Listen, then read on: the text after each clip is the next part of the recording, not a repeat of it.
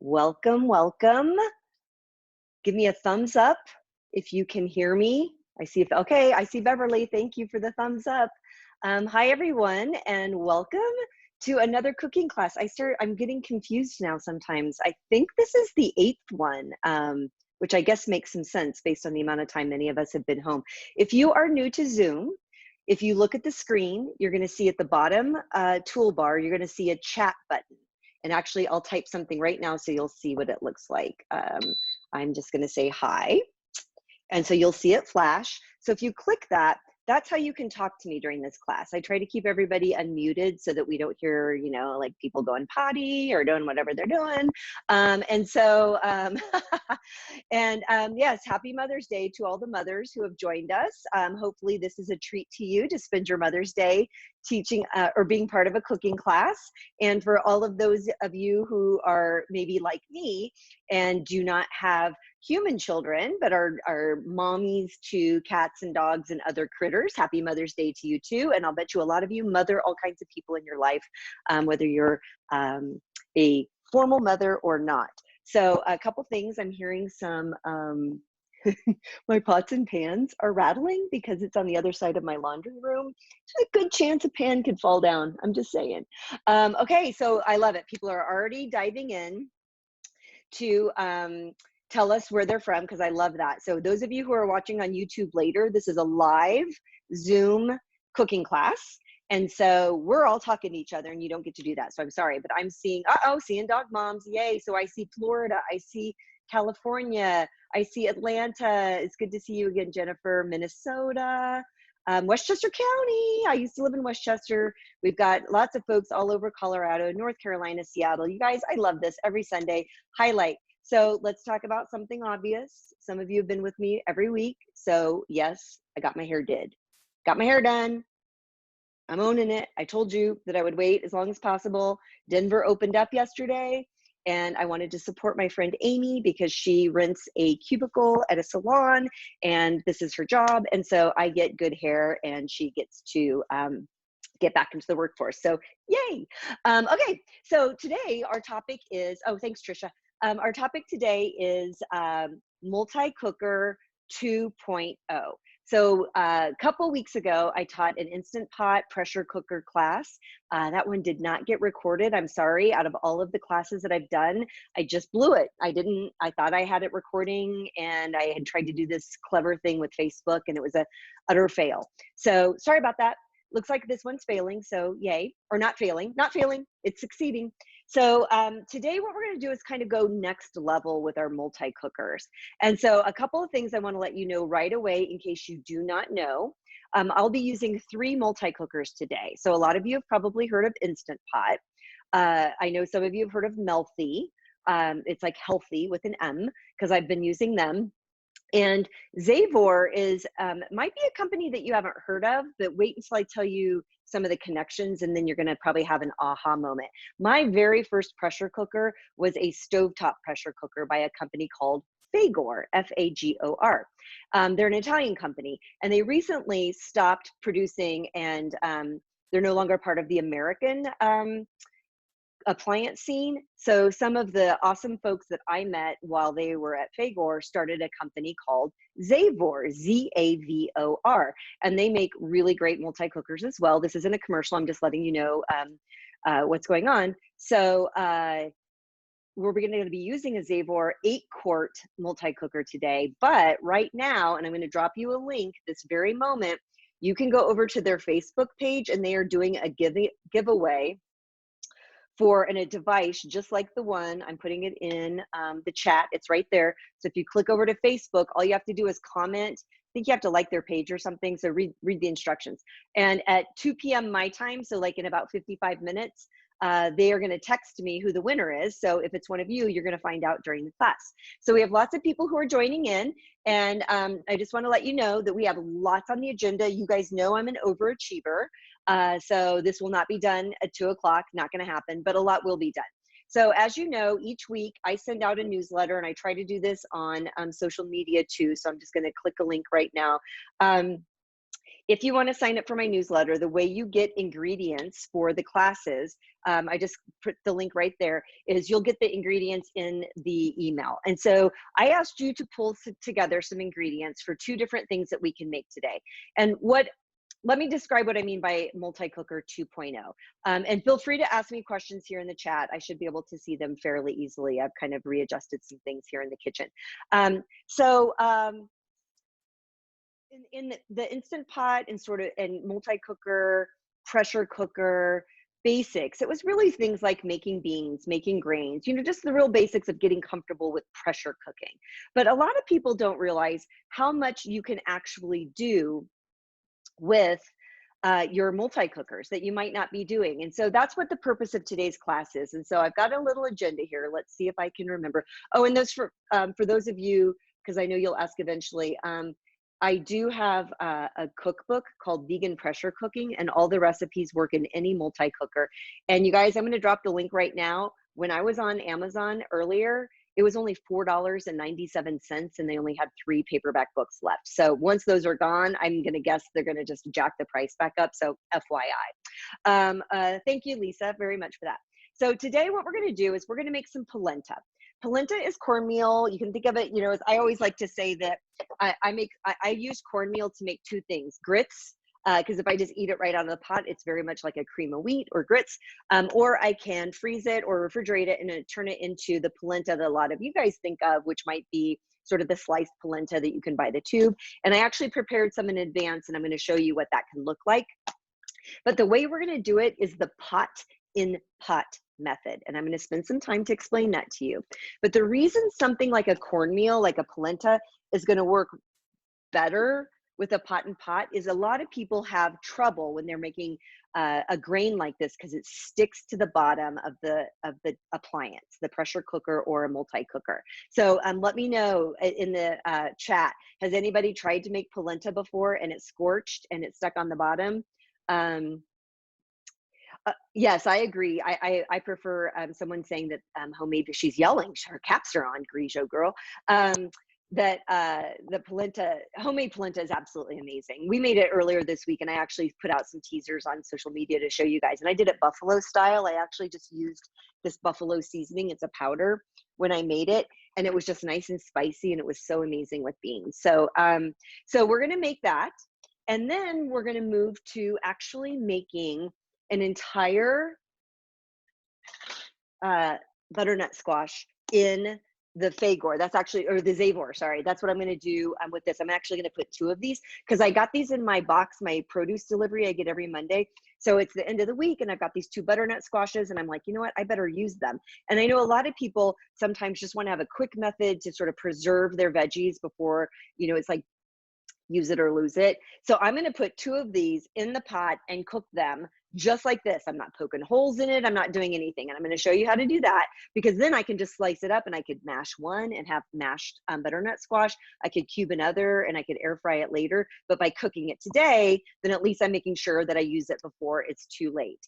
And Celeste says she's never had polenta scorch in the Instant Pot. Well, you are one lucky person, Celeste. I usually do okay with it on this, believe it or not, on the stovetop pressure cookers, but I had found it tricky in multi-cookers, which is why we'll be doing the pot and pot method. And I'm going to do a second pot and pot method, because I realize that for some of you, it might not be about scorching, but it's also about if you only have one multi-cooker. I know that sounds ridiculous, but you guys realize I have a lot just because of my job. But I'm going to show you another way to do both a bean and a grain at the same time, but not as a one-pot meal, a way to make 2 things at once so that you have 2 things done and you use it in your pot once. And so, oh no, that's okay. I was just teasing you, Grio girl.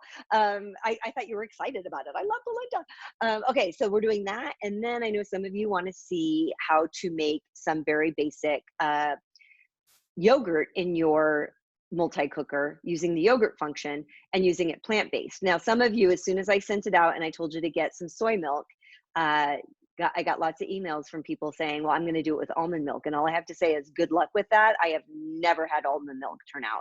And I've been on a lot of Facebook groups with people who use multi-cookers.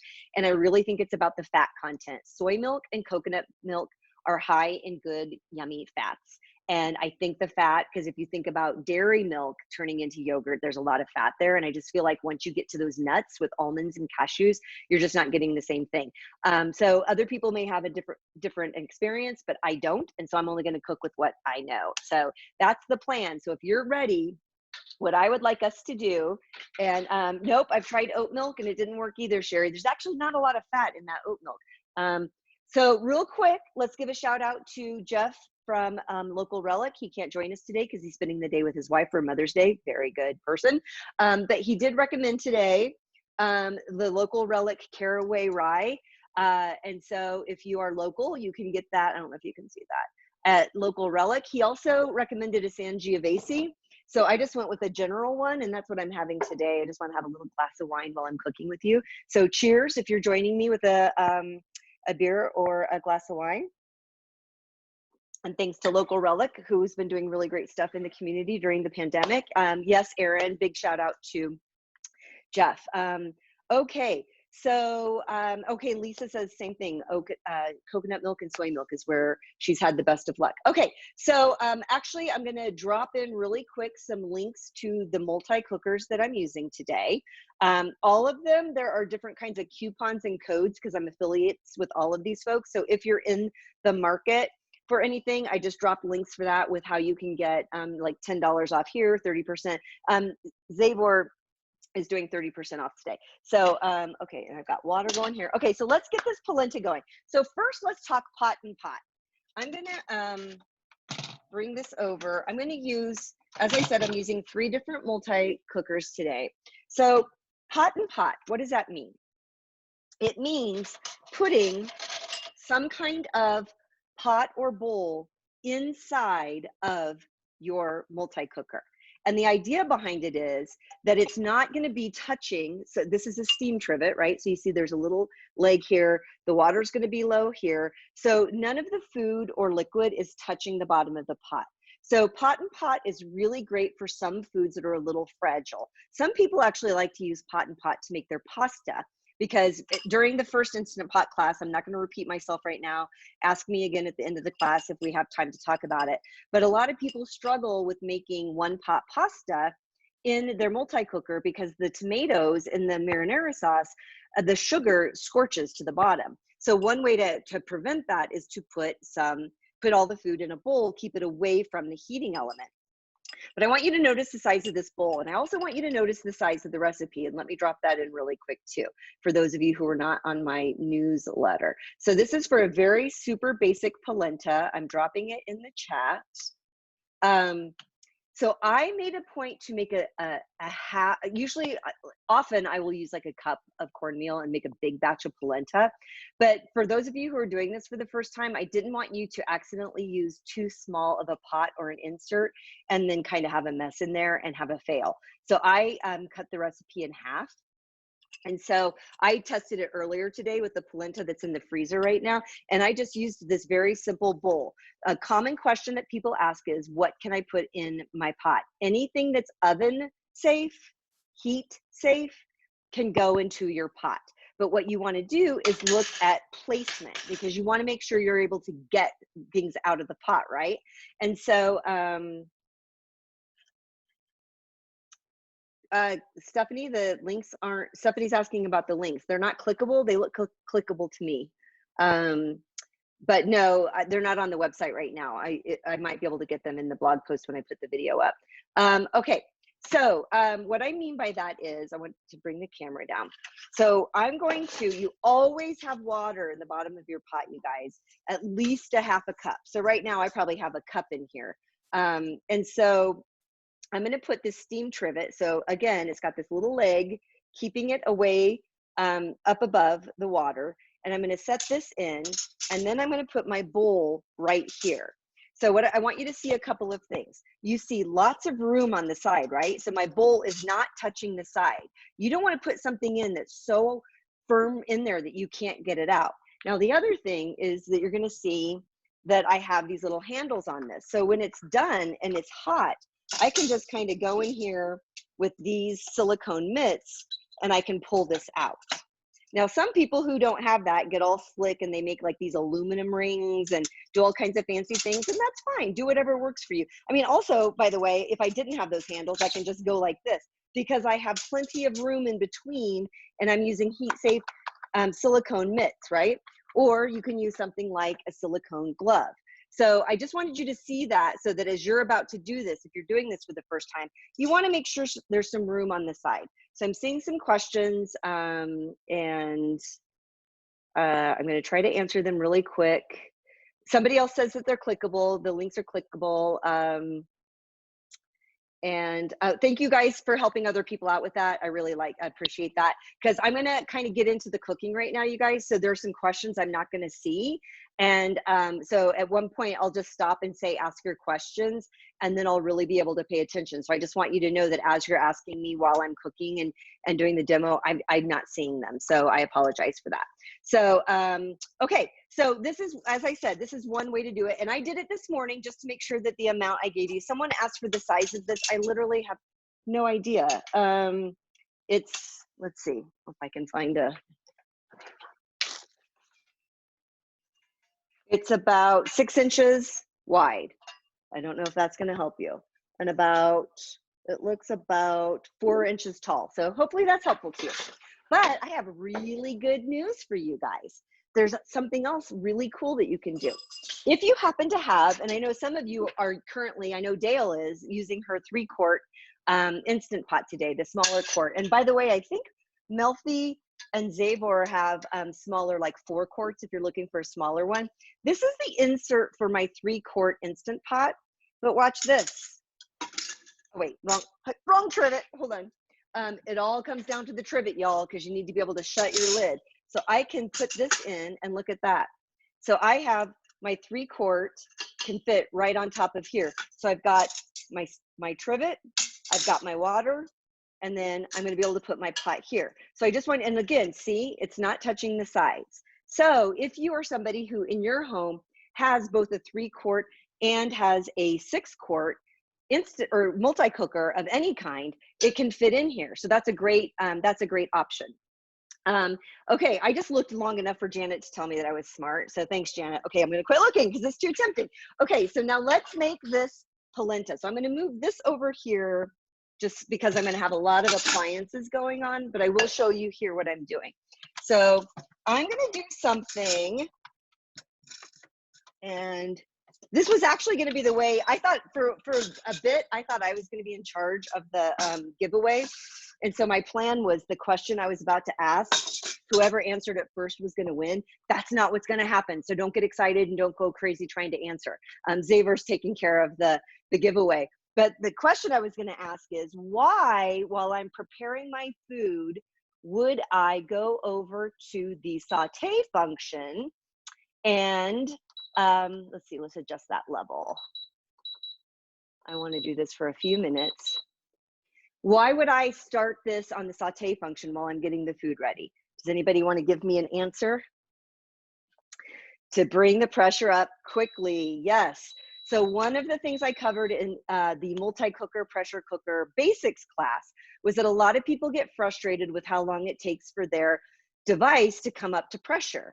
And if you put it on either the simmer or the saute or the brown function with some water in the pot, it starts to get the pot hot so that when you do put everything in and put the lid on and start pressure, it will come up to pressure more quickly. And if you're like me and you get a little impatient, you want to see that happen. So can't get to the Zaver page, says it's unavailable. Do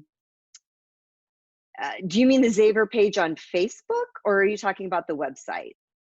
Okay, Trisha, thank you. So the link is working. It's a Facebook giveaway. Okay, so let's talk about very basic polenta. I'm going to bring this down so you can see what's happening. So I did, like I said, I'm going to do half. I mean, this isn't half. It's actually one whole, if you think of it in terms of tube of polenta. So I'm going to do a half a cup of my cornmeal. And then what I did, and I'll bring this camera up for just a moment, is I had told you to either use, you could do a cup of coconut milk, a cup of broth, 2 cups of water, but basically the ratio for this is a half a cup of of the dried cornmeal, and then 2 cups of liquid. So what I did was I'm using a light coconut milk because I'm making polenta. I want there to be creaminess to it, right? Without having to add a bunch of other stuff. So I'm using the coconut milk, but it's fine to use broth, to use water, use whatever seasonings you want. So what I did was then I combined the coconut milk with this chicken style vegan bouillon powder. And I'll show you what it looks like. You guys know for the last several weeks, I've been talking about how much I love different kinds of bouillon powders because it's just a really great way to not, just to add some flavor, low sodium, without opening up a whole carton of vegetable broth. And maybe I didn't make any vegetable broth, but this is what it looks like. So it's just, it's powdered. So I'm totally in control. So I just did a teaspoon of the chicken style vegan bouillon powder with the coconut milk. And I just have it whisked here because I just wanted it to be nice and ready for us. So I'm just gonna stir this up a little bit here, and then I'm gonna add it to the dry cornmeal. And then it's usually just because I think it's, I don't know, it's about, how they say we eat with our eyes first. So I'm gonna do sort of an Indian style polenta because I'm using the coconut milk. So I'm gonna add a little turmeric, which actually adds some color. So that's one of the reasons I'm doing it. But also I'm going to get some flavor from that too. So I'm going to add a little turmeric. And then since I'm going there, why not keep going and use a little tandoori seasoning? So I'm going to do, let's see, do I have a shaker? Yep. I'm going to do a little bit of that. And then I'm just going to do a pinch of salt. So if you're cooking with me right now, my hope is that you are putting together what I just did and your pot is ready.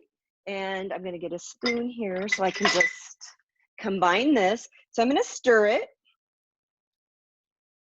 And then, so normally when I'm making polenta, I usually cook it at 5 minutes high pressure. This isn't going to be directly on the heating element.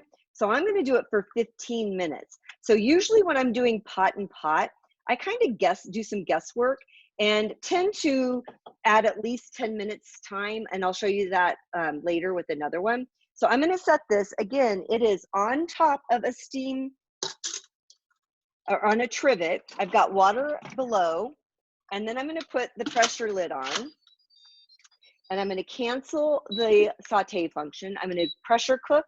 I'm going to set it for high for 15 minutes. And then this one has its, you can set what kind of release you want, and I want it to be a natural release for 15 minutes. So I'm setting this here. So for 15 minutes, this is going to cook up and our polenta is going to cook up in that bowl. Are there any questions? Why did I have this out? I didn't use that yet, did I? This is the nutritional yeast for later. Let me not confuse myself too much. Okay, so let's get a few things out of the way. So, are there any questions with where we are right now? What brand broth powder is called Mossel, M-A-S-S-E-L? True story, it's hard to get right now. I don't know why. They're an Australian company. And let's see, some people are asking me privately how much water in the pan. And someone's asking what's the deal about a giveaway. I'm not sure if you joined late, but I will drop a link in. Right now, Zavor is giving away an 8-quart, or they're doing a giveaway on their Facebook page. And if you go here and enter, we will announce the winner in about 35 minutes. Okay, so I'm looking for questions now about the cornmeal is kind of lumpy. That's fine, because you can whisk it later, and I'm going to show you what I'm going to do with mine when it comes out. But just kind of try to like whisk it a little bit, but don't worry about it too much. So how about this? Raise your hands. I'm going to click through because I always love to look at you guys.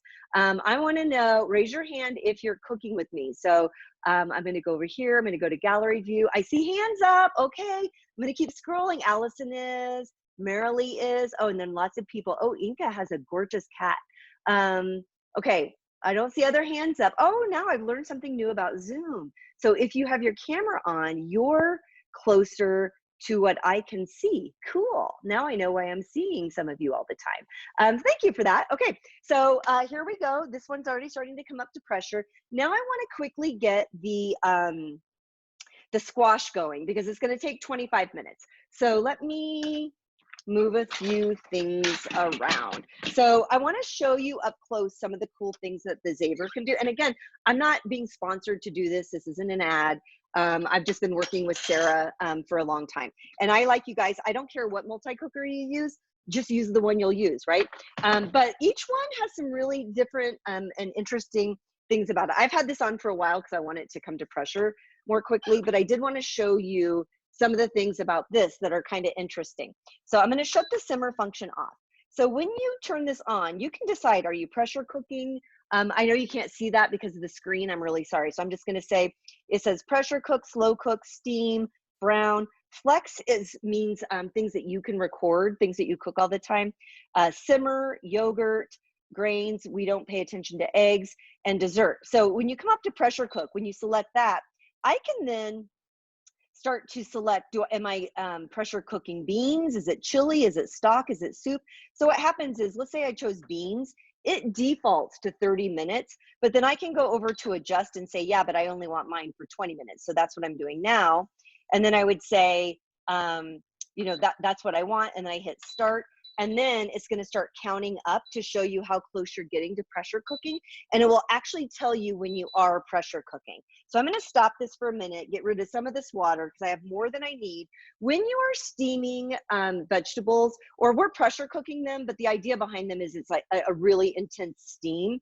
You don't want the vegetables to touch the water. That's called boiling, right? And that's not what you want. You don't want mushy food. So when you're cooking, like earlier, someone said how much water, just a reminder, you always want at least a 1/4 cup of water in the bottom of your pot. I probably had about a 1/4 cup because I'm only cooking for 15, or I'm sorry, a half a cup. Let's see, I think we're already, we're pressure cooking now. I think we're getting close to that for the polenta. So I want, when I'm cooking a vegetable that I want to have the effect of being steamed, even if I'm pressure cooking, I just make sure that I have a minimum of a half a cup. And then depending on how long I'm going to cook, I might have more. So in the case of these squash, I'm going to cook for 25 minutes. So I'm actually going to have more like a cup of water. But what I'm always going to make sure is that the water isn't touching my vegetable. So hopefully that makes sense. So let's see. It's okay, Allison, if you put a cup of water in, and you're doing pot and pot. You're talking about the polenta, right? Allison just said, oops, I did a cup of water. That's fine. In fact, I probably told you to do that. I'm talking about when you're steaming vegetables now, but for the polenta, you just obviously want your water to not come over the bowl that you're, you know, or the pot that you're using for that. So what happened? The giveaway's already over and Carol won? Cool. Congratulations, Carol. Are you here? If you're here, tell us. Let's see, I need to get out of this so I'm not just talking to one person. Okay, so let me get rid of some of this water. Carol, if you're here, give us say something in the chat so we can bow down to your awesomeness. Okay, so I'm gonna move this over so you can see, but then I'm gonna move it because we're doing some other things too. So, okay, so here's my water. So, where did you get the trivet? I have, so I don't know if I'm saying it right when I call you Griot girl. Someone asked about the trivet. I'm going to show you something. It's a hot mess. I have so many multi-cookers and pressure cookers, and they've all come with some kind of steam trivet. So I'm just going to show you. I have a collection. It's ridiculous. So I have this one. It has handles. This one, actually, this is an air fryer basket or an air fryer and accessory, but it actually works really good for things like this. I think this is for tacos. This is from my foodie. So most appliances come with something. And actually the one that the Zabor came with was actually and kind of a cool thing. And this is I don't know if I'm going to be able to get it out of here. It's in my sink on it. And you guys, last week we had trouble with my sound. So if at any point sound gets weird, let me know. But these earbuds are ideal. This is funny. I'm totally fighting with my dishwasher rack right now, and I'm about to give up. But I can't give up because I'm like a dog with a bone. Okay, so this is what came with Zabor. So it's got this like little stand, and then it came with this steam basket that has handles. So there it sits right on top. The reason I'm not using this is because truthfully, it's just a little wobbly and I don't want my squash to get into the water. So I'm not using it. So I'm going to show you what I am going to use. So instead, I'm going to set this trivet in. So I want you to see, it is not touching the water. I mean, well, of course it's touching the water. That was ridiculous. The water is not over the base of this. So I'm going to take 2 whole butternut squash and I'm going to set them on top. And this is, so they're not touching the side. I've got handles here, but obviously I can just use tongs when I'm done. And I'm going to, I have probably 1.5 cups of water in here. And I am going to pressure cook them for 25 minutes whole. I didn't put holes in them. I scrubbed them down, but I do that with all my veggies when I get them. And let me get rid of this collection of of all my trivets. So I'm going to move this over to another outlet because I'm also trying to not blow fuse while I have all these pressure cookers. So does anybody have a question about the butternut squash that we're about to do? And then where is the lid to, there it is. Any questions? Natural release. Yes. And so the question was, am I going to do natural or am I going to do a low or a quick release? That is such a great question. And I'm going to come back, and if I forget to answer it, because your reason for asking is a really good one. And I think I know why you're asking. So right now I'm just going to come over here and I'm going to plug this guy in. And I'm going to choose pressure, high, and then on time, no, I want high, and then I want 25 minutes. And I'm going to then hit start. So it says it's preheating. You can't see that. Sorry. Let's see. Oh, all you got to see was my butt. Sorry about that. Okay. So it's preheating. And what it does is it has this like little, almost like a thermometer, and it lets you know where it's at in the process. So it's saying that it's 50% warm. Why? Because I had it simmering so it would get hot. So once it comes up here and it's achieved pressure, then it'll start counting down the 25 minutes. So let's see. Oh, Linda, or who was that? Marilee. She's so sweet. Someone just asked for the tip jar. Okay, I'm going to do it. You guys have been keeping me going, man. I've been able to keep doing these classes because of your generosity, and I appreciate you. So I will drop that link.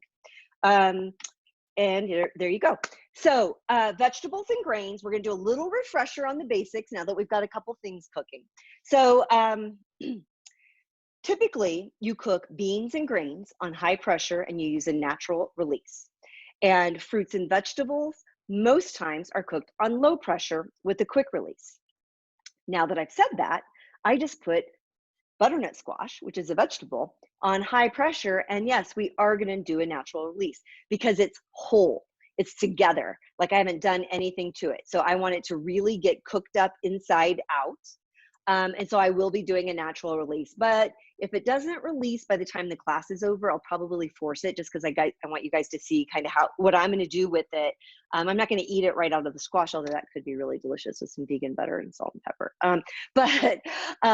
But I am going to just kind of like probably cube it up. I probably won't be able to do too much because it'll be too hard to handle because it'll be hot. But anyway, that was an excellent question about low pressure. So why don't we take a moment right now? I want to make sure I'm talking about all the things I wanted to talk. We've got our polenta going. It's pressure cooking, 9 minutes. But then we're going to want to do a natural release.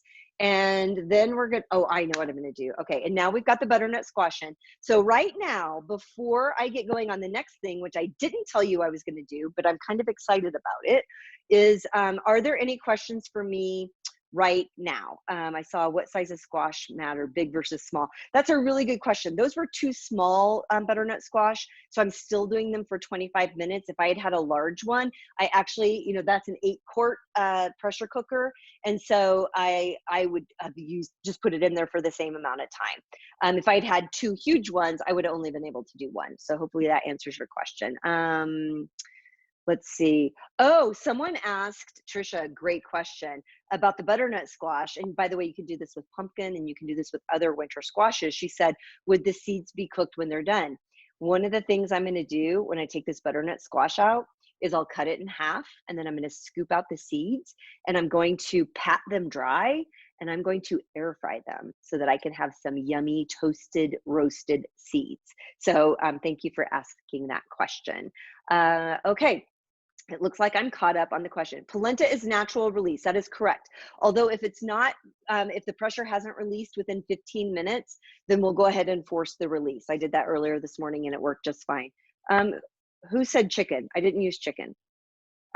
Chicken, vegan chicken style, vegan chicken style broth. It was a powdered broth, and it was actually mussel. Again, for those of you watching on YouTube later, I'm having a conversation with my Zoom friends. So this is a vegan chicken style broth. You can also use the one that's made by Butler's. I just put it in a jar because it gets kind of dry, and I just put it in my blender and grind it up. But let's make something else. You guys want to make something else? I know these, because bless your heart. I know you didn't mean that. I always just like kind of clarify that in case somebody else is watching, because I know not everybody is vegan. And so, okay, so someone asked about silicone gloves. Do you want to see them? Oh, let's make sure we're on pressure. Sheesh. Okay, so these are my silicone gloves. I got them on Amazon. I don't even have a link available, but if you just put in silicone gloves, I use these the time. I should have been using them when I was pressure cooking and writing my book all those years ago. I got them when I started air frying, because the air fryer you can put different appliances into, and I got burned a few too many times. And now these are probably some of my most used accessories in the kitchen.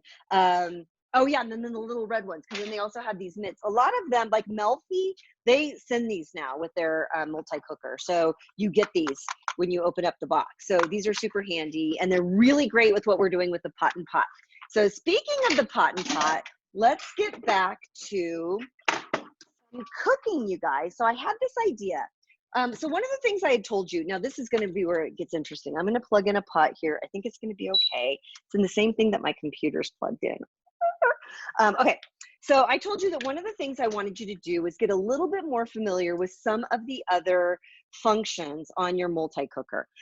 Probably outside of pressure cooking, and even yogurt isn't second place. The second most used function for me, it's not slow cooker, it's not the bean, it's not the rice. I pressure cook all those things. I just use the pressure cook for that. It's the saute function, which might be called something different depending on which multi-cooker you have. Some call it saute, some call it simmer, some call it brown, some call it sear. But the idea is that you can do some things that you would normally do in your stovetop, maybe the first step of a recipe where you really want to build some complex flavors, but this saves you from dirtying up more than one thing. So I want to show you here, this is the Melfi. I'm going to go to the, where is it? I use so many of these, I get confused on who's where. And steam, saute. Okay, so I'm putting it on the saute function. No liquid, but here's why. How many of you here have never cooked with millet before? Just let me know on the chat. Either just say, yes, I cook with millet. No, just yes or no. No. And while people are answering, we have a lot of no's. Got a yes. Okay, we got a couple more yeses. Okay, new question. For those of you who do cook millet, do you toast it first? So if you have cooked with millet before, now type yes or no as to whether or not you toast. All right. So pretty even. Okay, so why toast? Those of you who've been taking classes with me every week might know that it's a magic word and it starts with a U. Oh, you guys, you make me so happy. Umami. We're bringing out this like meatiness and this flavor from toasting and roasting it. So I'm going to show you. We're going to do something really fun in this one thing. And then I will try. So some of you guys know I'm working on a new book, and I got to be honest, I am like super stressed out because I am doing health coaching during the week. I'm working on this book. And then when I would sit down and I want to do a blog post for you afterwards to tell you all the things and, you know, blah, blah, blah. And I'm just like, oh my gosh. So, you know, sometimes I just do it really quick. I'm sorry. I'm just being honest. Okay. So, oh, that was, don't stress. Thank you. Thank you for that. Okay. So I've been letting this get hot, and it says it's on. And so I'm going to pour, so this is just dry millet.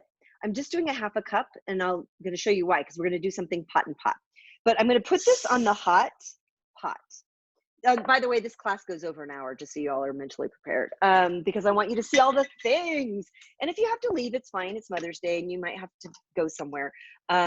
So what I do is I'm just putting the dry millet. Let's see, are you recording the show?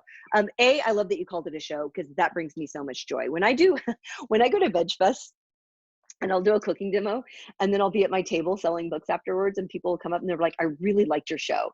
And the first time that happened, I was just like, I must be a horrible cook, because they thought I was just doing a show, because I'm usually like cracking jokes or whatever. And then after a while, I was like, heck yeah, I like that. It's my show. So thank you. We're quarantined and have nowhere to go. Okay, so cool. So you're fine with this. So, and more wine. Yeah, you guys, we can keep drinking wine, or whatever your choice is. So this is the thing about toasting millet. So I have it on the saute function, which for some pots can get really hot. And some pots also have you can adjust how hot your saute function is. Like on the Instant Pot, you can choose the level, and it can be less, normal, and more. And more gets really, really hot. And so sometimes you have to be careful. And someone asked, is it going to stick to the bottom? That's why I have a spoon in my hand. My job right now, as I'm toasting this millet, is I want it to get very hot. I want to do this until it gets fragrant, because then I know that it's toasted. And I'm actually going to start to hear a little bit of a pop. And so I want to do this for as long as it takes. So I'm going to bring this up so I can talk to you while I'm doing it. But I am toasting. I'm just gonna, okay, you guys know, you've been in cooking classes with me for like 8 weeks now. I have to tell you the funniest thing. So I can see myself while we're doing this, and my nose is so red. And do you know why it's red? Because I go out and I ride my bike, or I go out on a walk every morning, and I have, I cover my mouth and my nose with either a buff or a mask, and then I have a hat here. So I've got this like one strip right here, which is the only part that the sun gets. I think that's hilarious. Pandemic problems. Okay, so now we are done. The polenta's done. So I'm actually going to set a timer for 15 minutes, but there's a sound happening right now. I'm going to put my ear close to it, because this is my microphone. Can you hear this? Give me a thumbs up. Yes. That's what we want, you guys, a gentle popping. I'm going to do this. Oh, girl, I haven't had enough wine yet to make my nose red. Give me an hour and we're going to be good. Totally popping. This is the sound we want. So now we have, and I want you to see that just the orange color has just popped out a little bit more. It's a little bit more vibrant. But you guys, if you forget about this and walk away, it will be ruined. It will burn. So you have to be stirring it at all times, but it is worth it. So this is the thing you do when you know you're going to pay attention, and you're just going to keep doing this. And now I'm taking it out because I want it to stop. So I want you to see how beautiful this looks. And the aroma in here is ridiculous.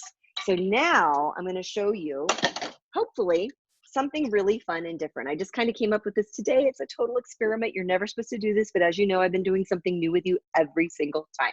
Okay, so oh my gosh, Vicki, you just made me so happy. This is why I'm doing it. I think that sometimes she said I'm learning so many uses for your Instant Pot or your multi-cooker. And that's the thing. Sometimes we just kind of go to the thing that we do all the time. Like I'm pressure cooking, and trust me, I'm one of those people. But when you start to see all of these different ways that you can use it, even with one recipe, you're going to start to become a more interesting cook. You're going to start to add layers of complexity and flavor and texture to the food that you didn't even know you could do. So, so this makes me very happy. Okay, can you roast nuts the same way? You absolutely can toast them the same way. And the same thing, you don't want it to get overdone. It'll burn, it'll smell. You'll know it the minute it happens. In fact, I'll just say this, I don't think Dave would mind. So Dave was making something recently. Oh, we're working on a chili paste, for a homemade chili paste for my next, not the book that's coming out this summer, but the one that'll come out later. And so we were toasting and roasting red pepper flakes. Burned them, just burned them. And we knew it. The minute it happened, we're like, they're dead, they're gone. So you do have to pay attention. Okay, so here's what I'm gonna do. Oh, my little millet is still popping over here. So we're gonna do a little pot and pot thing, but it's not gonna be exactly what you think. So first I'm going to use, this is an air fryer appliance. So again, repeating, what can you put in your pot? Anything that you could put in your oven, anything that is heat safe. And so this is going to work absolutely fine. So what I'm going to do is pour this millet, it's kind of hard to do with it, into this pot. And then I'm going to, what am I going to do? I have a little onion and carrot I'm going to add in here. So I'm going to kind of try to make a little bit of a millet pilaf. And let's see, for my black-eyed peas, I'm going to do buffalo seasoning. So I want something spicy. So you know what I'm going to do?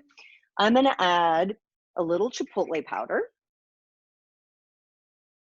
And because I just love this flavor combo with chipotle powder and things that are smoky and with that umami, I'm actually going to add some cinnamon. Cinnamon is actually really yummy in savory foods, and I don't think it gets used enough. And then I'm going to do a couple pinches of salt.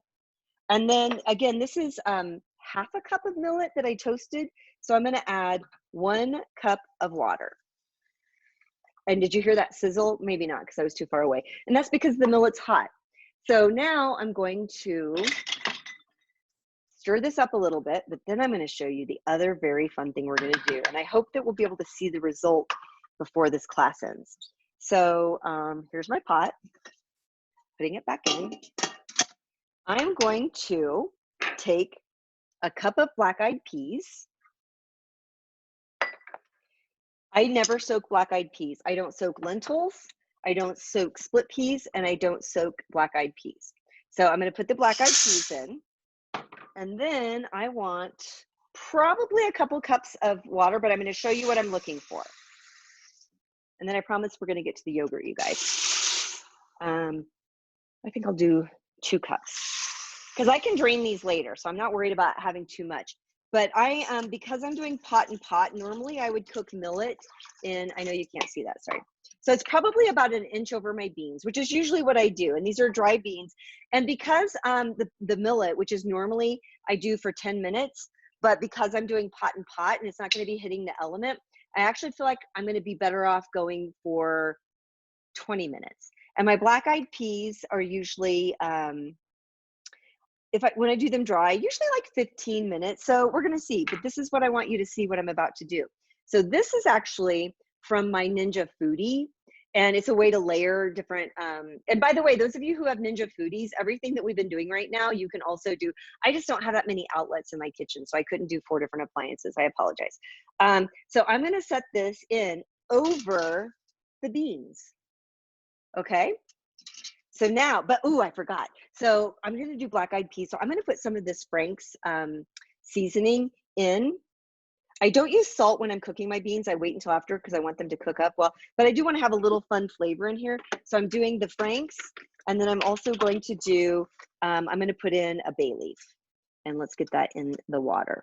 Then what I'm going to do is set this millet right on top. So because I have them separated, I can eat these black-eyed peas any way I want this week. I'm not making a 1-pot meal with millet and with black-eyed peas and with these veggies.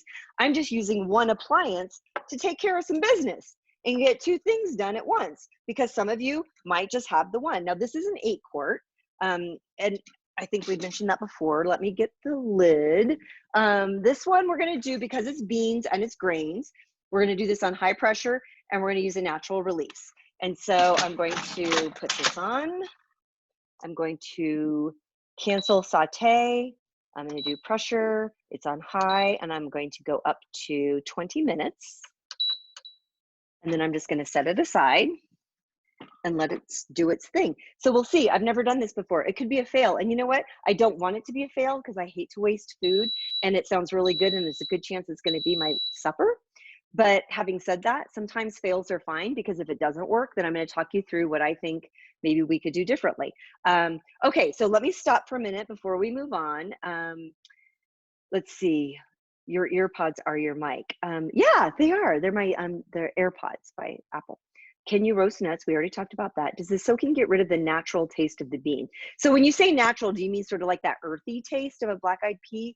Oh, Or are you just asking about soaking in general? Griot girl, let me know. Okay, so I will go over soaking since we have a little bit of time. And is there water in the millet pot? Yeah, I did a half a cup of toasted millet with 1 cup of liquid. Normally I cook 1 cup of millet, 2 cups of liquid. So hold on for the questions for just a second, you guys, so I can answer this question because I want to make sure I take care of all of you. So the question was, does soaking in fact impact the taste? Soaking, I don't soak because of taste. I soak because, oh, I have like all these cupboards open and everything. I have a friend who every time I do that, she's like, girl, shut your cupboard. Okay, so is there anything inappropriate out? No, I think we're fine. Okay, so so I soak the beans for 2 reasons. So one of the reasons some people buy multi-cookers is because they want to be able to just throw dry beans in a pot, pressure cook them, and it'll be faster than the stovetop. And that is absolutely true. It is true. You can do that. When you soak the beans, you actually cut that time sometimes in half. And so by soaking them, you're going to have even faster cooking beans. But also when you soak them, if you soak them overnight or 8 hours and you come back to your beans, you usually see a lot of foam on top. That foam is the gas that you would have eaten had you not soaked your beans. So for people who have sensitive digestive systems, people who are new to eating vegan or plant-based and are eating more beans and wonder why they're gassy all the time, soaking beans can really help with that issue. So I don't do it for taste or like flavor, but I do it for texture. Like I find that the beans come out creamier. Like if I make a homemade hummus with dried chickpeas, I have done it when I was writing my book, Vegan Pressure Cooking, and did it with dry beans in the pressure cooker and then dry beans that I soaked overnight and in the pressure cooker. And the hummus with the soaked beans was just so creamy and smooth and delicious. So I believe that there's a nice texture difference with that too. Okay, ask more questions if you want. The question was about water in the millet, and I told you, okay, good. And then how do you know how long to cook when you have multiple items?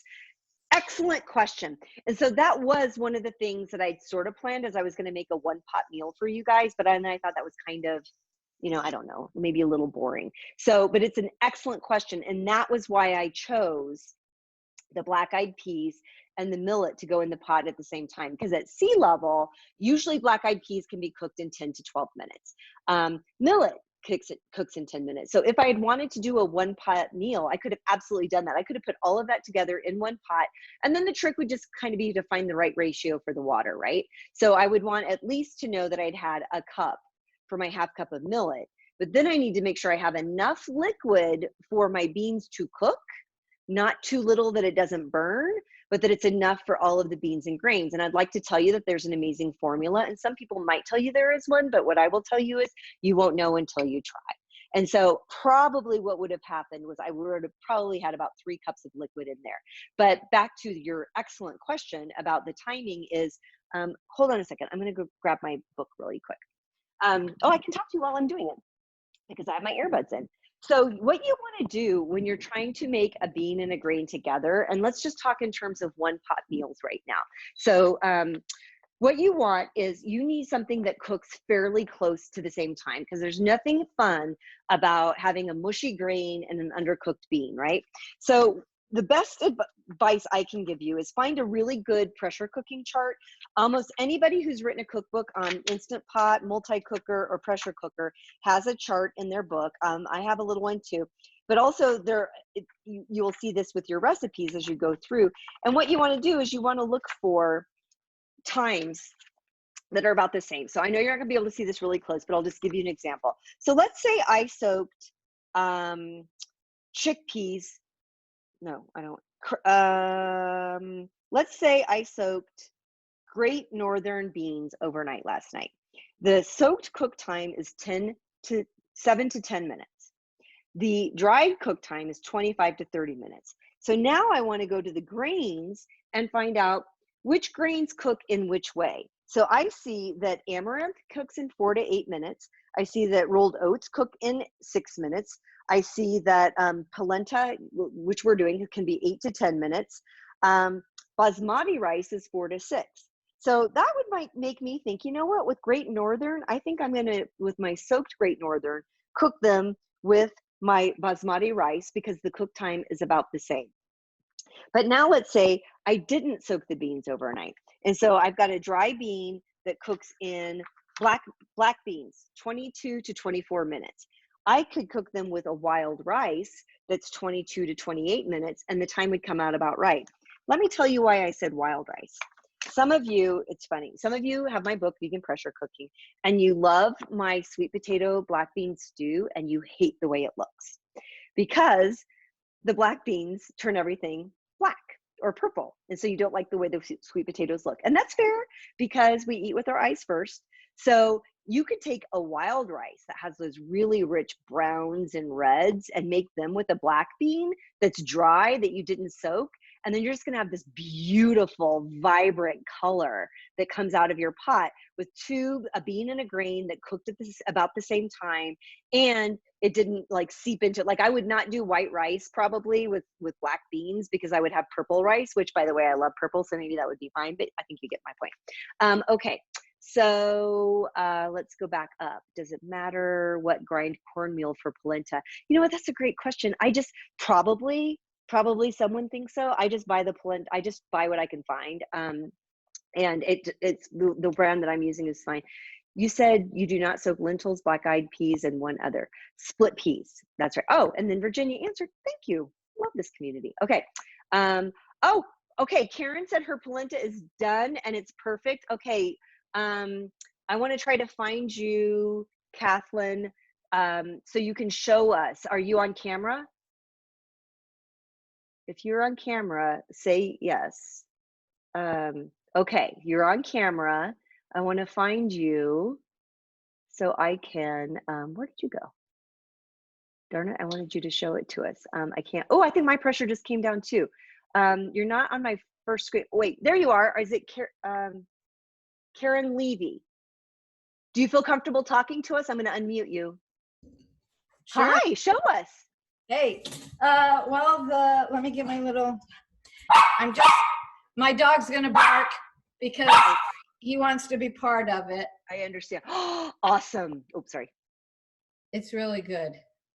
Awesome. That looks great. Yeah. Yay. Thank you. Okay. Awesome. Okay. I'm going to unmute you just so you and your dog can do your thing. Trust me, my dog is a barker. He barks at every appliance I own, and being an appliance queen, that is not a good thing. Okay. So now I'm going to show you a couple things about mine. And then I promise you guys, we are going to get to the yogurt because I know that you guys are really into that. A lot of liquid on top. Yes, someone said my polenta's done, a lot of liquid on top. Mine's probably going to have that too, so I'll show you what I'm about to do. And you can just stir it in. So let's take a look. I heard the pressure drop. Oh my goodness gracious, you guys, I'm so excited for you to see this. Okay, I really do think this, the little 3-quart pot is just an amazing way to do this. So you're going to see that there's plenty of liquid on top. And I'm going to move this down so you can see what it looks like. And then I'm just going to take this spoon and I'm just going to stir it together and I'm going to absorb this liquid. Look at that bright yellow from the turmeric. And the reason I'm mentioning that is because I didn't do it in a batch I did earlier this morning, so it doesn't quite have this. Now, one of the ways I love to do my polenta, because I didn't use any kind of butter, it's just like the coconut milk, but I do like to put a little nutritional yeast in because it just kind of thickens it up, gives it kind of a nutty, cheesy yumminess.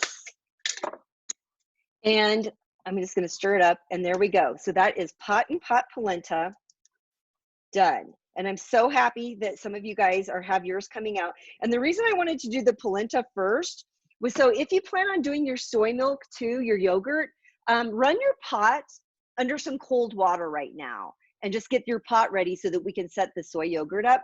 But I want to show you a couple things you can do with this polenta. First, let's cancel this. I'm notorious for keeping appliances on longer. So one, I made this earlier this week. I served it under cooked beans and I just treated it kind of like grits, right? I did it buffalo style, but there's another thing that you can do with this. And I did this a couple hours ago, so we'll see how it came out. So Dave makes biscuits all the time. I know, I'm a very lucky woman. So we have a biscuit mold. And when I was writing my book, The Vegan Air Fryer, I wanted to have fried polenta, but I also wanted to have I wanted to have the opportunity for people to make their own without having to buy the tubes. So I took the biscuit mold and I poured, the amount that's in here right now is exactly the amount that's in the pot that I just did. I'm being careful so this doesn't come out because it's not quite frozen yet. So you can refrigerate it overnight or you can freeze it. So when it is completely frozen, I'm gonna be able to pop this out and slice it just like the tubes that you buy, and you can bake it, you can fry it. I'm gonna air fry it. But it's just this basic biscuit mold, and someone's gonna ask me how, I think it's like maybe 4 inches. But I'm gonna keep it like this with the parchment. But what I did when I took a small bowl that could hold this biscuit mold, and I put the biscuit mold in empty. I poured the polenta in it.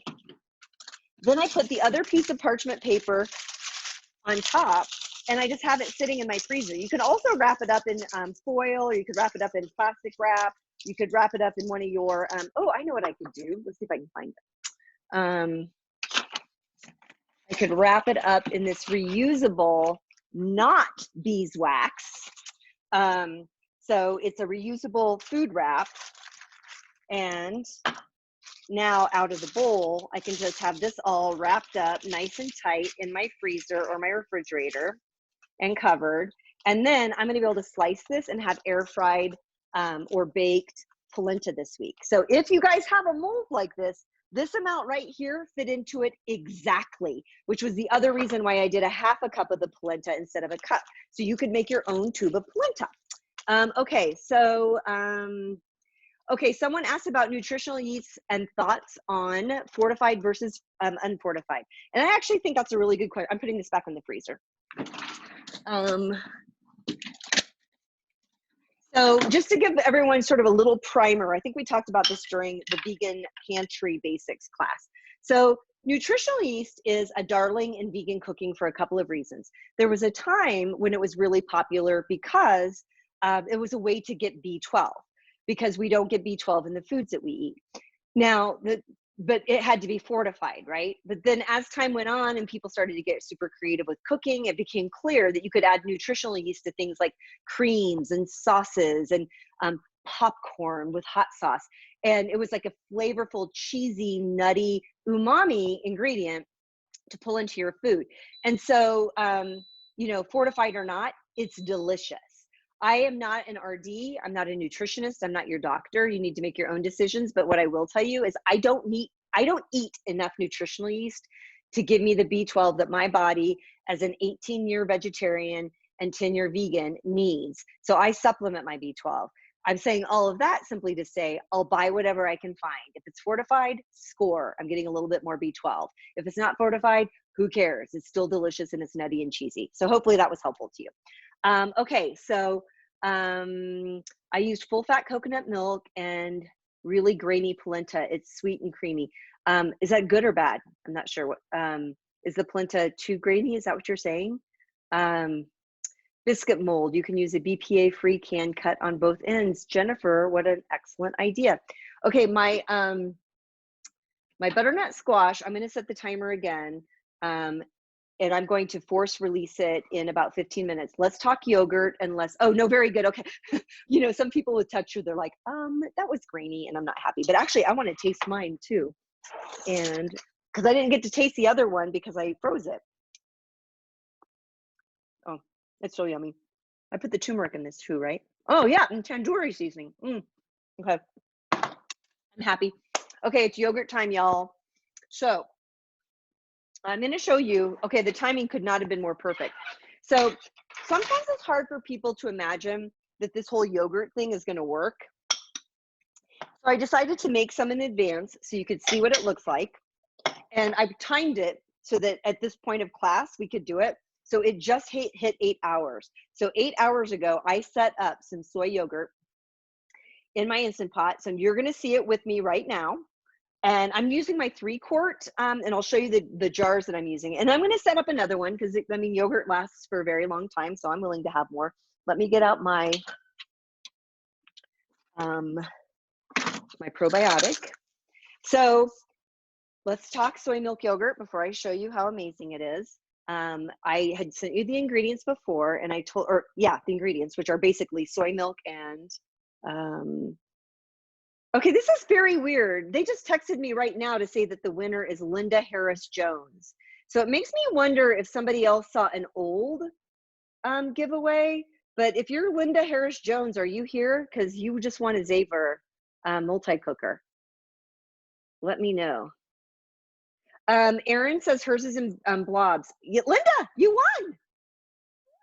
Yay! Someone here won. Okay. More than one winner is being announced. Wait, so they're just giving all kinds of like pots away. I feel like Oprah right now. A multi-cooker for you. A multi-cooker for you. This is so exciting. Okay, Erin said that hers is huge blobs. Oh, you use bloom cornmeal. Huh. Hard to mix with the liquid. Do you have a whisk, Erin? If you have a whisk, I whisked mine earlier today because I wanted it to be nice and smooth when I put it into the mold. So if you have a whisk, a big one or a small one, Erin, like this, give that a shot and see if that works, okay? Try that and then let us know. Okay, so back to the yogurt. So I get a soy milk that has 2 ingredients, soybeans and water. That's it.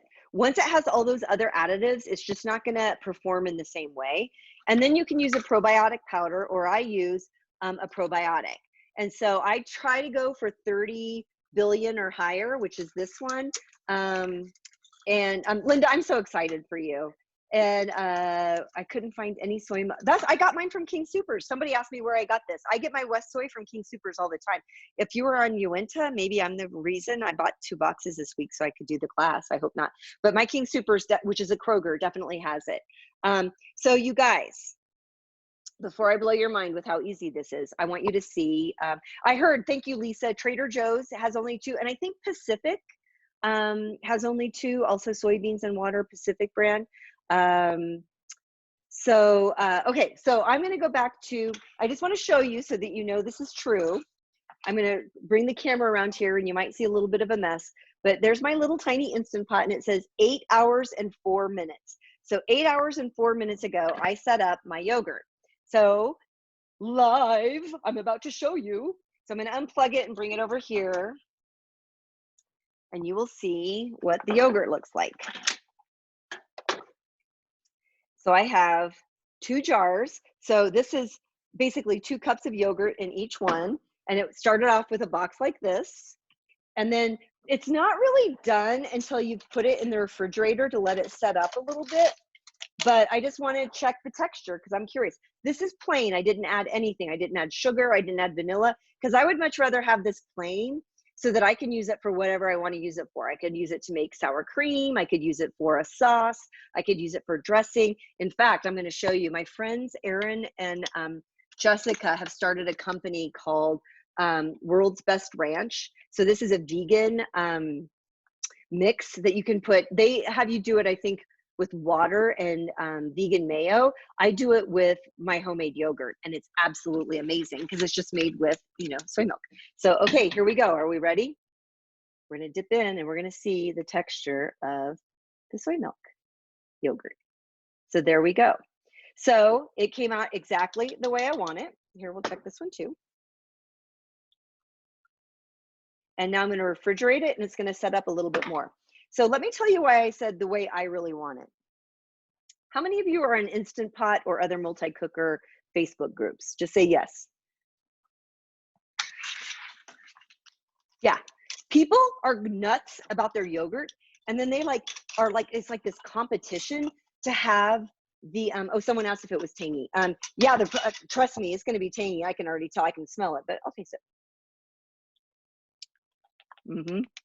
Yeah, that was 8 hours. I usually do 12 or 16. And honestly, here's how I decide how much time. The longer you do it, it doesn't really make it thicker, but it can make it tangier.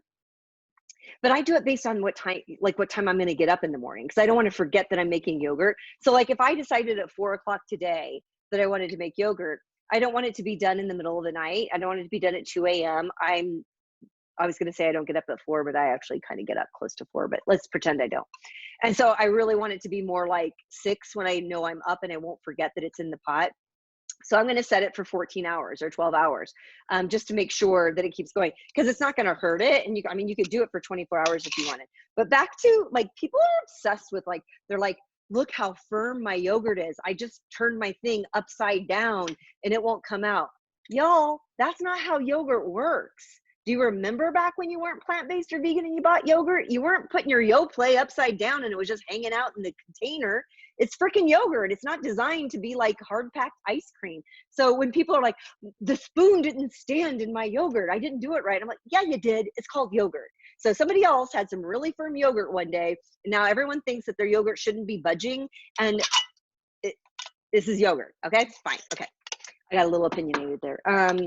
Let's see. Somebody says that they do 12. Griot Girl says it depends on if you make it right. I don't know what that means. Oh, they're trying to make gelatin. Good point. Yeah, because Jello would like jiggle, right? So anyway, this goes in the fridge, and I can, my yogurt, I've kept it around as long as a month, and it, it keeps great because it's a probiotic, right? So let's go back to that. So can you filter it to make it Greek style? You can. I'm a lazy cook, and it's just not going to happen. You could actually take a nut milk bag like this, and then you would put the yogurt through, and then you would squeeze it. But too lazy, not going to do it. Okay, so here's my probiotic. A capsule has about a 1/4 teaspoon. So if you have probiotic powder, or you can buy a culture from Cultures for Health, but this is way more affordable to do it this way. By the way, you can also use your own yogurt, and I'll show you. So I have one. I make homemade yogurt with homemade soy milk. Here's the thing. It does not come out thick at all, but it's a fermented probiotic drink. So I use it for my smoothies. So this is from Homemade Soy Milk. I used my soy milk maker. I used a probiotic powder, and it's tangy. It's amazing in smoothies. I use it for salad dressings. And so it's just a really great way to get this natural probiotic in, but it doesn't have the texture. But because it's fermented, I want to show you, let's see if I can find some jars. So what I'm going to do, I should have planned ahead. Oh no, I know what I was going to do. Sorry, I'm thinking out loud while I'm doing this. What do I want to do?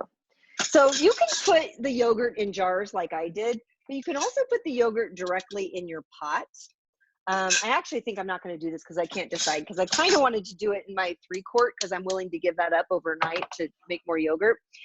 You can take yogurt that you've already made, or in this case, a probiotic liquid, and you can use that as your probiotic for your yogurt. So you could save like a couple tablespoons, mix that with this, and turn it into a yogurt. And so what I usually do is I will take the capsule, but then I'll still add a little bit of my own that I already have, just because, I don't know, I feel like it's almost like my sourdough starter. I just feel like I'm keeping it going or something. And I have made it with just this, without the probiotic, and it does work. But I just find that with this probiotic, I do get it a little bit thicker. So let me stop and see if there are questions about, someone is suggesting, oh, I think someone was saying that they thought that the texture of the yogurt could be like gelatin instead of yogurt. But coffee filters people are using. So this is, someone asked about the probiotic. This is Renew Life, because I can get it at my local King Supers. And I'm not usually too picky about the brand. I'm just picky about the strength. Like, I want it to be 30 billion or higher. I've had 15 before, but I've had to use 2 capsules instead of 1 when I do it. So my millet and black-eyed peas are done, and we've got 4 minutes. I'm actually going to check on the squash. So why don't you answer the questions? I'm not going to mix this. So here's what I would do. Sorry, I do need to finish this. You open up the lid to your milk. You open up the capsule. Oh, heck, I'll do it. And I'll figure it out later what I'm going to do. I just can't decide if I want to do it in a pot or if I want to do it in my jars. So I'm opening up the capsule. And I'm not putting the whole capsule in, I'm just putting the probiotic powder in, okay? And so I'm just pouring this in. Okay, got it all. Then I put this back on. Hello. And then I shake it. And that's it. So You can pour this in a couple jars. If you're using an 8-quart multi-cooker with a yogurt function, you can actually use a big old quart jar and just pour it all in, and the lid will, because you know you need your lid to close. So then, all right, let's see. I'm going to use the Melty, so I will show you. So you need no water at all in your pot, because you're using the yogurt function. You don't need a trivet or anything like this. You can go directly in here. So you can pour it in the jars like I showed you. You can actually pour it directly into the insert. And then when it's done, you just spoon it into whatever container you want to keep. You want an airtight container. So in fact, that's what I'm going to do. So I'm going to take this. Again, it was 1 capsule. I opened up the capsule, emptied the powder into this, gave it a good shake. And now I'm going to pour it into my pot. Let me move this so you can see what I'm doing.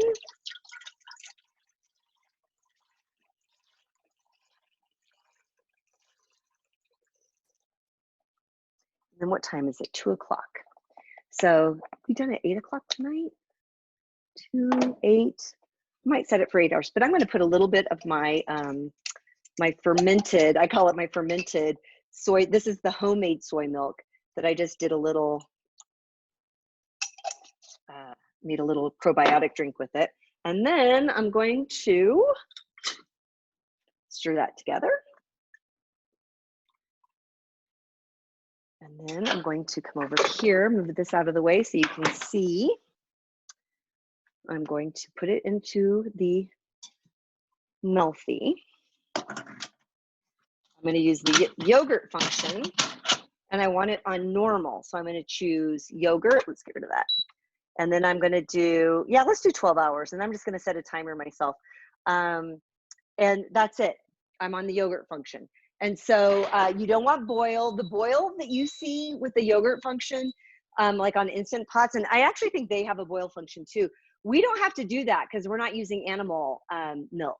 So with coconut milk or with the soy milk, you don't have to worry about that. Although I will say, when I make coconut milk, I do full fat canned coconut milk. I do 2 cans, and I do heat it up. I don't use the boil function. I just do the saute, and then I use a digital thermometer just to check the temperature.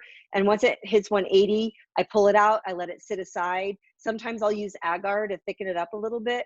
And then I add the probiotic once the temperatures come down to 110. And then I put it in and let it ferment and with the coconut milk, I usually go like about 16 hours. And it's really nice and thick and creamy. But the soy milk one is just easier for me. So those are 2 different ways that I do the yogurt. Are there any questions about that? Stephanie, yeah, that's a great, Stephanie is saying she wonders why the homemade soy milk. I don't know. I really don't know. But I will tell you that the one time that it went very, very well, because I do make homemade soy milk all the time, because I make homemade cheese from Sky Michael's book, Non-Dairy Evolution Cookbook. And I use homemade soy milk for that. So, you know, I wanted to try it. But you know what I did do one time was I made some homemade soy milk, and then I combined it with a carton of the West Soy, so that I ended up with 8 cups of yogurt when I was done. And that actually had a really nice texture when it was combined. I don't know. I don't know the answer. I don't know if I'm straining it too much, not enough. I'm not sure. Okay, so it's been 15 minutes with the squash. So I'm going to take it out and see if pressures come down so you can see. Let's see how this came out for us. Nope, pressure's not down. So I'm going to release it. Oh, it's almost done. You can barely hear it, right? So there we go. Okay. So, oh yeah, that looks great. Okay, I need something to not hurt myself.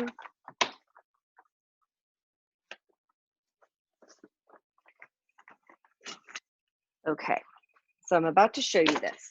So let me just go back and I want to drop a few of these links for you. We don't need to do the Xaver giveaway because we have our winner. But here are some links to some of the different multi-cookers. And then the pressure cooker cookbook, I think someone said that the price has just gone back up. So figures, right? Okay, so now I'm going to use some tongs to pull the squash out.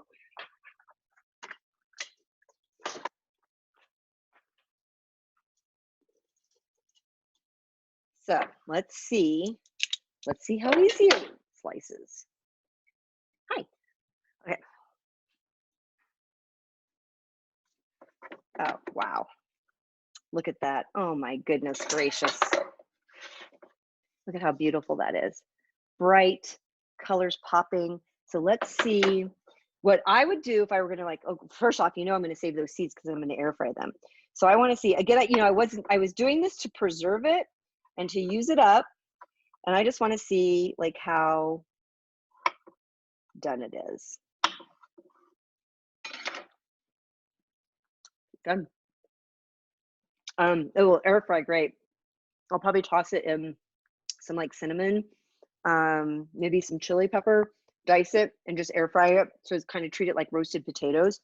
But also I have 2 in here. So the other one I'm going to keep just in a container. I'm just going to scoop it out. And then I'm going to do mashed butternut squash this week. And so when I reheat it in the microwave, maybe with just like a little vegan butter, some nutritional yeast and salt, that'll kind of finish it off. But it's done. I could eat it right now, but 25 minutes. It was great.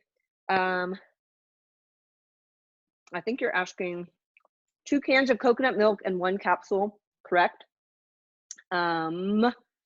Let's see, what else? Are you asking how I can tell if the squash is done? Erin, Erin's asking, why do you cook the coconut milk? True story.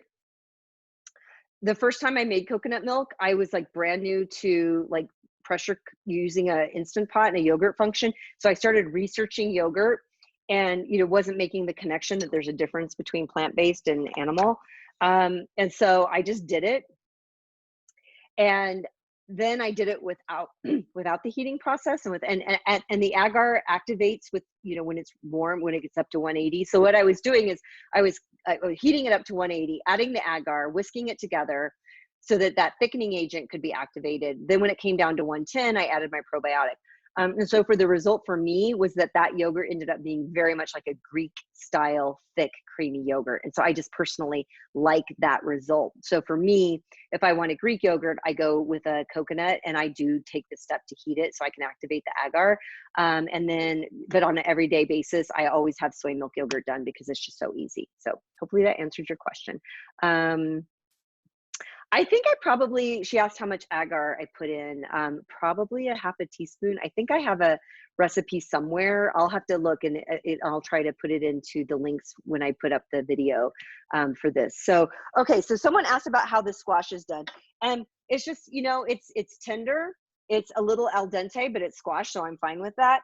And truthfully, you know, and I had mentioned to you too that I had some squash you can actually eat the peel. Like if you do a kabocha squash, if you scrub it really well, do this, and then you could just like take it out, season it, and just like eat it, peel and all.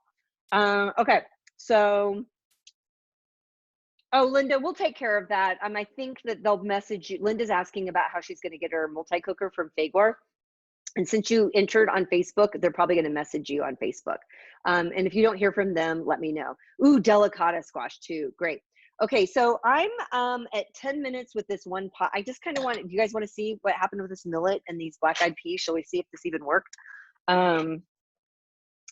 My kitchen, you guys, I'm usually in my kitchen like an hour after these classes are over because I absolutely destroy it, which is why it takes me a day to get to the blog post.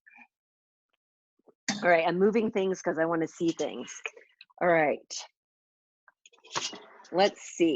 So normally I would let this natural release go, but I don't want to keep you all day. And so I'm going to do a quick release and see what happens.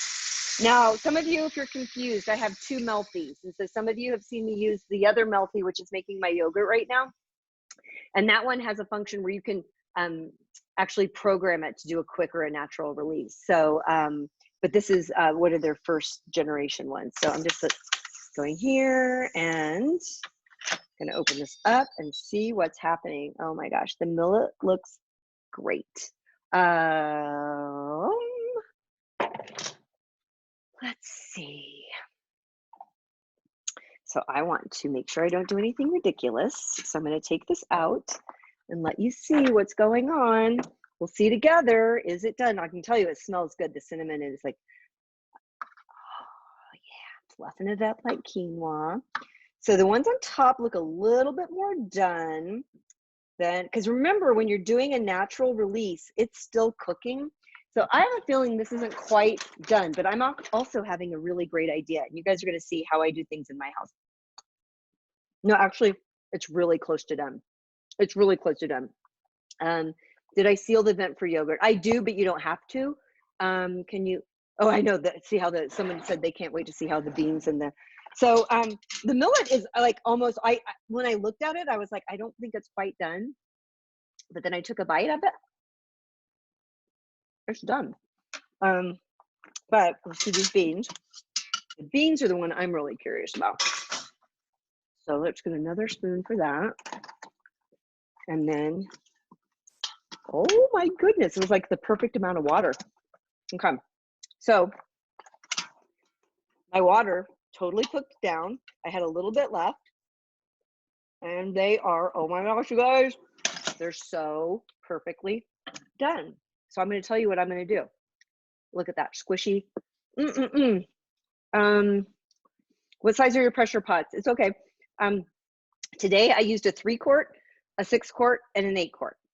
Okay, so I want you guys to see that I've got some of this little, so I know that this camera situation, y'all know you're not in a fancy place, right? I'm not one of those people who's fancy. So all of the, remember I put like an inch of water over the dried beans. Look at these. These are perfectly done. And there's a little bit of that buffalo water. So I'm going to take out this bay leaf. And now, remember how I said I was going to do them separate because I wanted to. So first off, if you just wanted millet, the millet's done.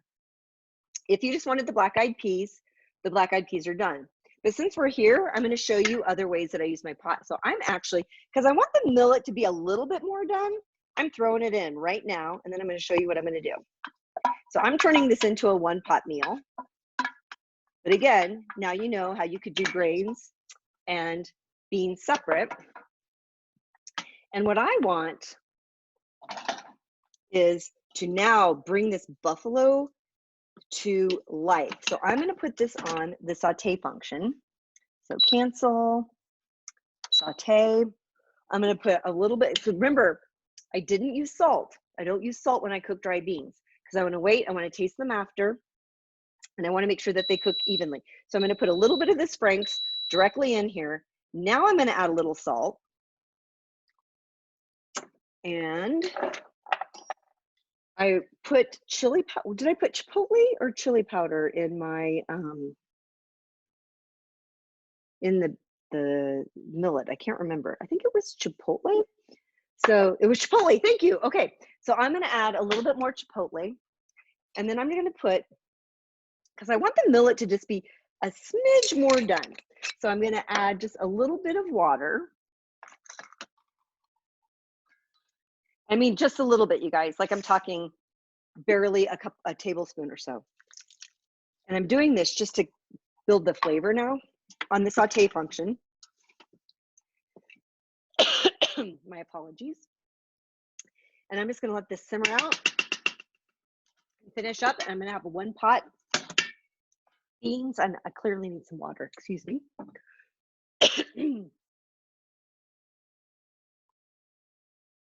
Okay, I'm fine. Okay, you guys, I'm back for questions. We've done everything. I've lost my voice a little bit. We've done squash. We did whole butternut squash that are beautiful, ready to roll. We've got yogurt going in the yogurt maker. We now have a 1-pot millet and black-eyed peas, but remember that it didn't have to be a 1-pot. I just wanted to do it because I want that millet to cook up just a little bit more. So what I would have done differently with this is, I'm fine with it. Like, I mean, I could eat both of them right now. I would have added a little bit more water so that I could cook it 5 minutes longer. The beans might have been a little bit more done than I wanted, but the millet would have been perfectly done with the 5 minutes. So I'm thinking millet that you've toasted, and then if you do pot and pot, instead of doing 20 minutes, do 25. And so do a bean that would do okay with 25. But I love the texture of the black-eyed peas. They came out great. So now let me just see if there are any other questions. And you don't have the cooking chart, oil, air fryer. I'm not sure if I understand the question, Karen. Will you ask a cooking chart for the air fryer. I'm not sure if I understand the question. I'm so sorry. So if you could ask it again. And I'm sorry, I'm having a hard time getting to I'm trying to clear this out. Someone has privately messaged me, so I can't write to all of you. Oh, what Frank's seasoning did you use? This is already getting nice and hot, so I'm actually gonna turn this off. I'm gonna put the lid on and just let this sit in the heat. I want you to see this. Sticking just a little bit. So I'm gonna put a little extra water in it and just let it sit for a moment. If I can find this. I'm losing all of my things now. Let's do a little bit of this, and I'm gonna put the lid on and just let it sit for a few minutes while I'm cleaning up my house, actually. So someone was asking, Karen, I wanna answer your question.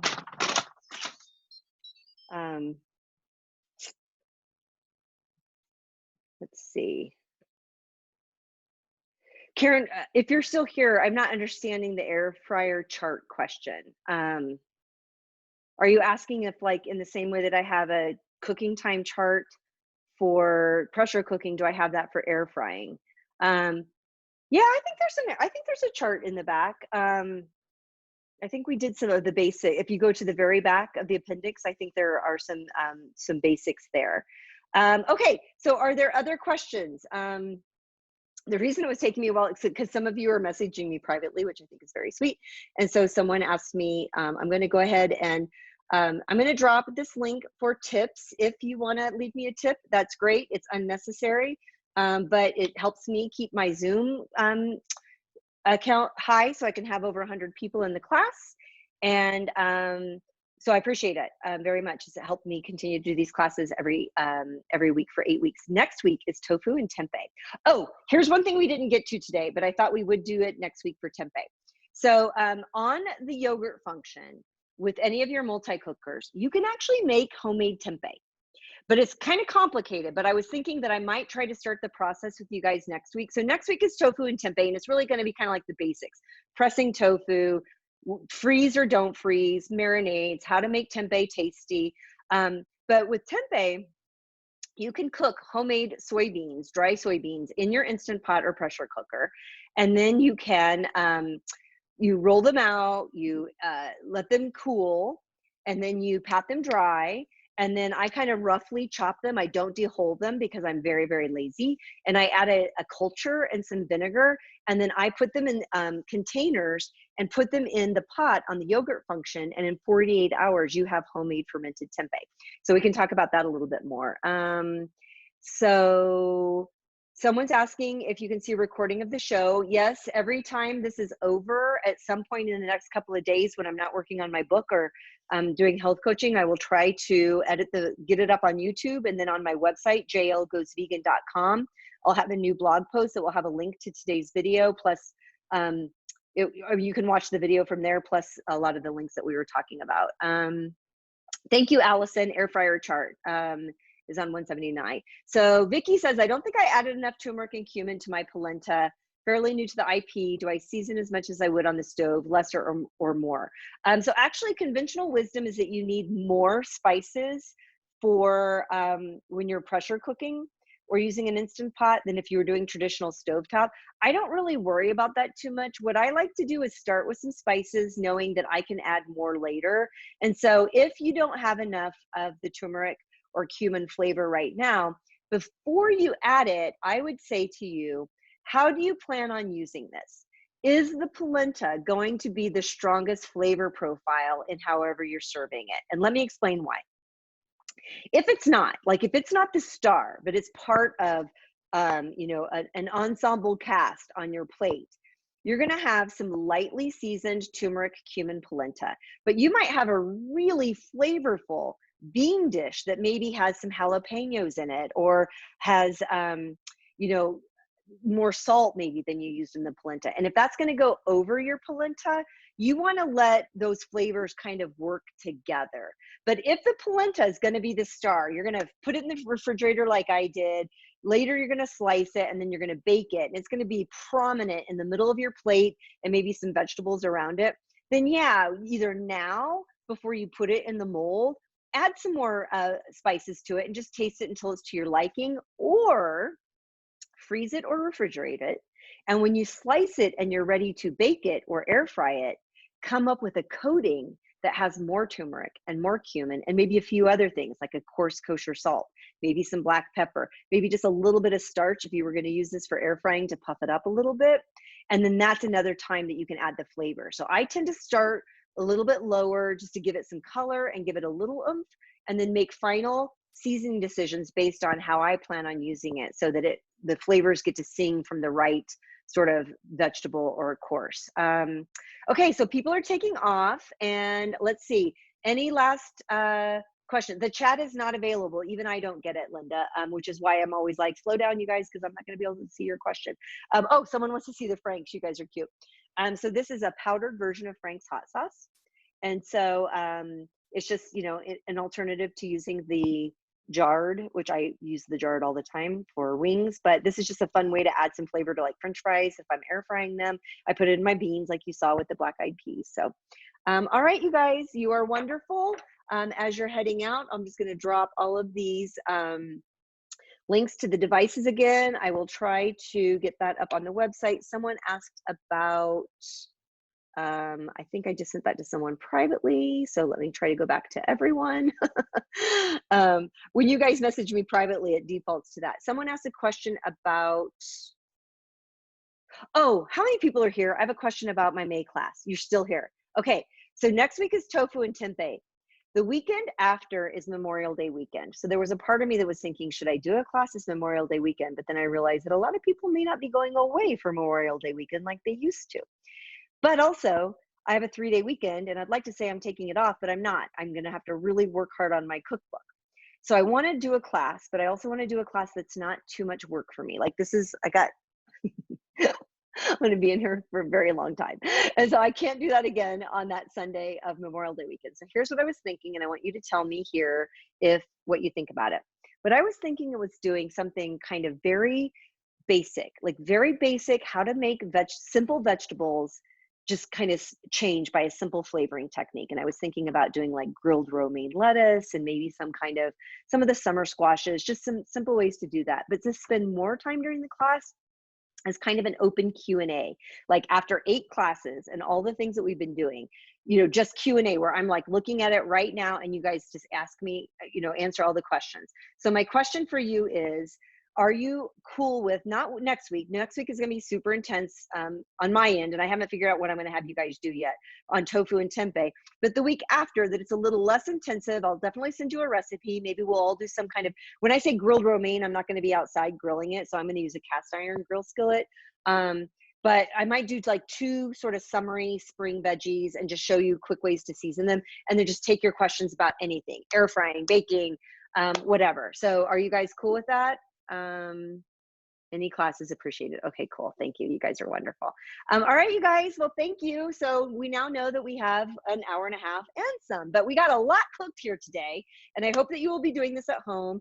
And I do grill, Linda, but I don't have the setup really to try to grill outside in my deck. I'm in a condo, and you know, but I don't know what you need for next week. Someone asked if I know what we need for next week. But let's see, we've already done, did you guys, you know, I can't remember when we started cooking together. Did we cook during the air fryer? Did you guys make the Mongolian tofu with me? I think you did, actually. So that would be boring to repeat that. And next week's class is tofu and tempeh. You know what? I think we might do a tofu dessert next week. What do you think about some maple syrup and some silken tofu and some cocoa powder? And make a chocolate mousse. Have we done that yet? I don't think we've done that. Have we done that? Let me know if we've done that. Okay, why don't we do that? So you won't cook that. So what I think I might have you do is cook something with tempeh and then do a food processor or blender style of tofu dessert. So you just help me make up my mind. So plan on getting some tempeh. I'm gonna definitely have you make some tempeh, and we'll probably bake it. I think, I'm undecided. I'll let you know. So we're gonna cook tempeh and we're gonna make a tofu dessert. So that's the plan for next week.